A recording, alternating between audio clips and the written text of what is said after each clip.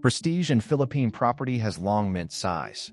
Yet, as the first quarter of 2026 unfolded, resilience proved it could outweigh scale. Robinson's Land Corporation, often seen as smaller and less glamorous, quietly outperformed Ayala Land Inc., the country's titan estate builder. Behind the headline numbers, the story gains clarity. Robinson's Land's consolidated revenues climbed 11% year-on-year, hitting 12.28 billion pesos. Profits and cash flow followed, while leverage dropped and liquidity strengthened. Meanwhile, Ayala Land, with 3 times the quarterly revenue, saw its numbers slide. Total revenue dropped 14%, net income fell 20%, and exposure to the property development cycle grew more pronounced. The heart of the difference is business design. Robinson's Land leans on recurring income, rents from malls, offices, hotels, logistics hubs. Nearly half of its assets are stable income-producing properties. In Q1, rental income alone reached 5.87 billion pesos and almost half of consolidated revenue.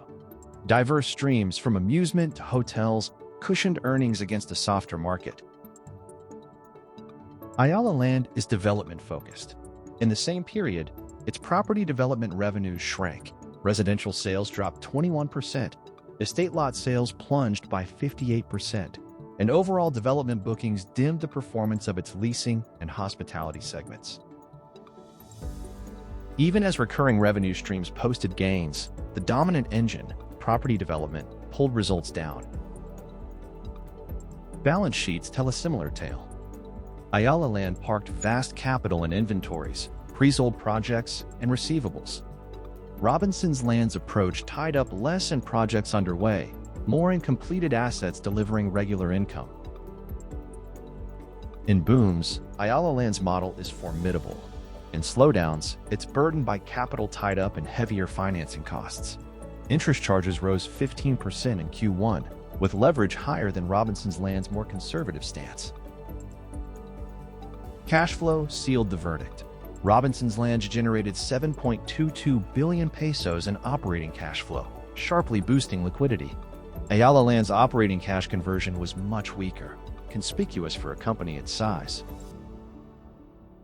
For investors, these numbers highlight more than short-term outperformance. Robinson's Land's quarter was driven by genuine operating growth, rising rents, hotel income, and real estate sales. This isn't a tale of winners and losers. It's a comparison of strategy. Ayala Land compounds value through land banking, estate launches, and scale. Robinson's Land, meanwhile, anchors itself in income-producing assets and prudent balance sheet management. In robust markets, scale can be a lever for growth. In softer times, recurring income and liquidity win the day. For those watching the Philippine property sector, the lesson is clear. When markets slow, investors look beyond headline size, searching for cash, rents, liquidity, and financial strength.